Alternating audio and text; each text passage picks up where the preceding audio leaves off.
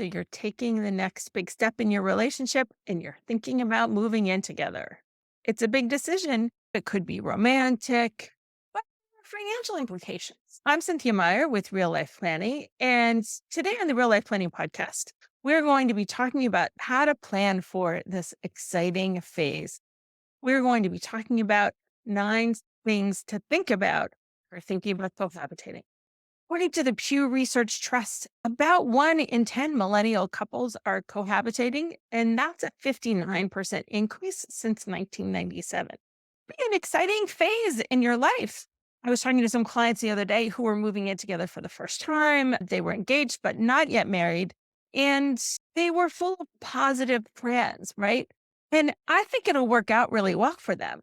But some people move in together, it comes with some heartbreak and could be financially disastrous. So you want to make sure that you got all your ducks in a row and that you're prepared for things going well and what you can do to support the relationship and for things being financially difficult. So I wrote about this in a Forbes column a while ago, 5 or 6 years ago, I think. I'm sure thinking about some of the things that I wrote in that column. The first is to discuss the reasons for moving in together, right? So I hear it a lot from clients that but it's particularly when I used to be on a financial helpline that, well, moving in together is just a financial decision. It just makes financial sense. We're at each other's place all the time. We should just move in together and save money on rent, right? Just because something makes sense from a money point of view does not necessarily mean that it's the right decision. You want to make sure you're doing it for the right reason. If it doesn't work out, breaking up with a non spouse, with a domestic partner, if you will, or somebody you're just living with and don't share other financial things with, as legally complicated as getting a divorce, but it's icky, right? It can be emotionally gut wrenching and financially detrimental. So you don't want to make the decision lightly. Ask yourself before moving forward with cohabitating whether or not you're doing it because it makes the most sense for your relationship. Are you both really ready to move? Was there an ultimatum involved? Which is generally not a good way to get started. Wherever you land in your decision to move forward, you can feel much more comfortable knowing that you're all in, right? If you can think about the why for doing it beforehand. So when my husband Steve and I were engaged, shortly before we got married, we did move in together. We had spent a lot of time together before, but we still had our separate places, separate living arrangements. Other couples may find that they're comfortable living together without plans to get married. No matter what, make sure you're doing it for the right reason. The second thing that you should consider is to understand each other's expectations. A lot of times, people's going to move together thinking that they understand what their person wants and expects from the situation, only that there were a lot of things that they hadn't considered. Assuming that your significant other has the same expectations as you do without discussing them can lead to some big issues. So I want to invite you to sit down together before the final decision is made and just talk through all of them, including some of the things that we're going to talk about in this podcast. Don't hide how you feel. You got to get it all on the table. You just want to make this a casual conversation so that you both feel really comfortable expressing your hopes and goals for the relationship. Again, like I said, this isn't a place to bring ultimatums, but it's a good place to bring a lot of clarity before you start to merge your financial lives, even if it's just with rent. So ask yourselves, is this move a stepping stone towards a larger goal, like Steve and I did when we were getting married? Or do you view moving in together as the end game? That's where you want the relationship to be. What could change after the move? For example, does your partner have expectations that you won't go out as much with your friends? Or do you have this expectation about your partner? What are your expectations about chores and cooking together? They sound like silly things to cover, but they're really important and they affect the day to day comfort and collaboration in your relationship. This is going to be really helpful in getting things off on the right foot. So, step three would be to talk finances candidly. It might be unpleasant to learn that your person has some financial stress in their life, or maybe they have a bankruptcy on their record, or poor credit score, or a lot of student loans. Hopefully, at this point in your relationship, if you're talking about moving in together, you've discussed some of these things before. But if you haven't, you do want to have some financial transparency around your current financial situation. And a minimum, that means sharing some information about credit score, any outstanding debt, income and expenses, and how much you can both afford to pay going into this new situation. Now, unlike getting married, for example, moving in together without legal marriage does not require the exact same level of financial disclosure, but it's close, right? You're merging your day-to-day financial lives. And so even if you're keeping your accounts separate, you got to be upfront with each other. If you are making major financial decisions, particularly like not just renting, but buying a house together, then you really got to kick it up a notch. There really isn't much difference in the financial disclosure that is required for couples that are getting married, couples that are moving in together, but plan to own property together. I know this is going to sound a little strange, but if you're thinking about moving in together, you might want to have a cohabitation agreement. Being co-owners of a property or being co-renters together, for example, does not have the same kind of legal rights that marriage does. You want to make sure that you've laid it all out in a legal agreement, which provides each partner some protection should one of you pass away or you break up. Tip number 4 is to determine how you'll split the household expenses. So think of who should be responsible for which household bills, both from a financial standpoint and from actually managing those bills and getting them paid on time every month. Maybe create a spreadsheet of all the possible expenses that you expect to have.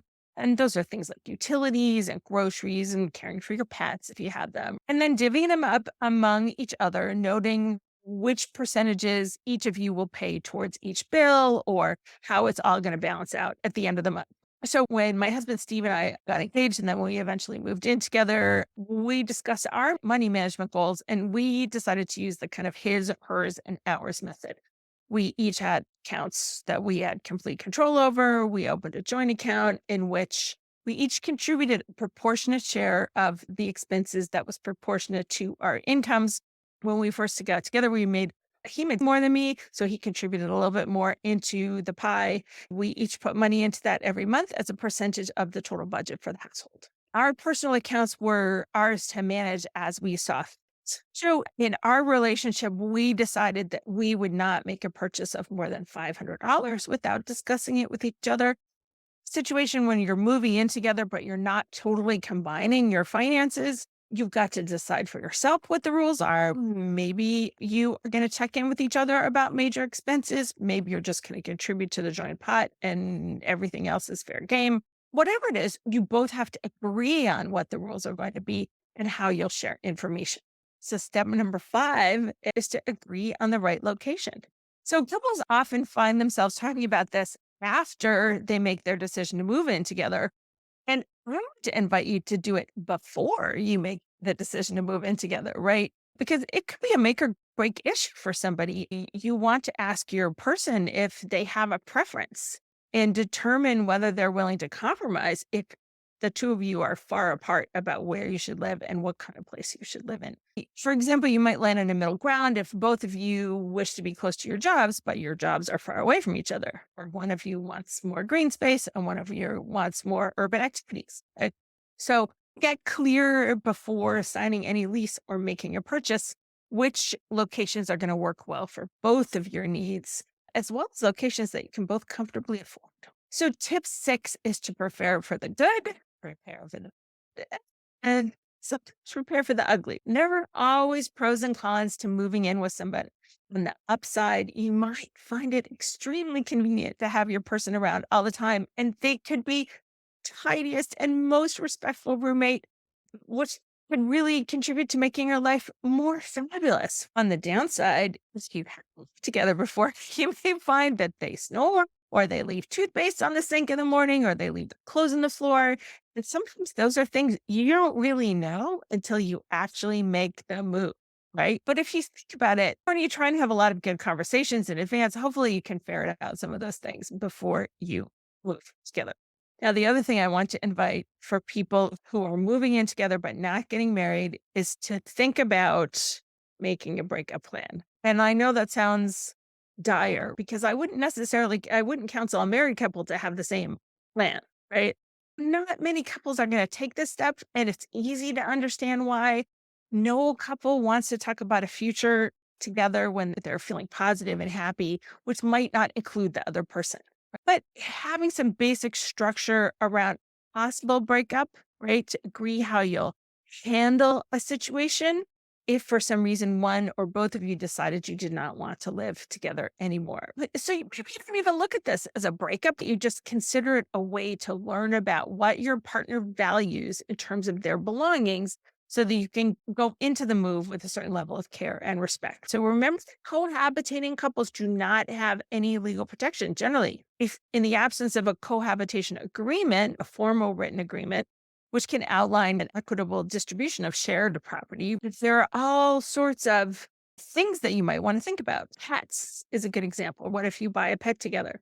What if you buy dishes or bedding or furniture together? What if you've each put money into a renovation, right? So think about all these issues in advance as you're making these decisions and come at it from a place of love, but saying to each other, hey, we're going to be civilized people if this doesn't work out.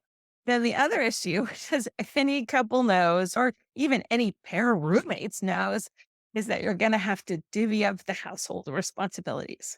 Now, really interesting for many couples. If it wasn't interesting, we wouldn't have sitcoms. But who takes out the trash? Who cleans the toilets? Who mops the floors? Are you paying a cleaning service? Who's mowing the lawn? Are you paying a landscape service, etc.? These questions usually work themselves out over time. Again, you can discuss them before you move in together. So the process will be easier for both of you if you're just really upfront in a non-confrontational way. A home takes maintenance, right? There are certain tasks that have to be done. Somebody's got to do them. You're going to do them. Your partner's going to do them. We're going to pay somebody to do them, right?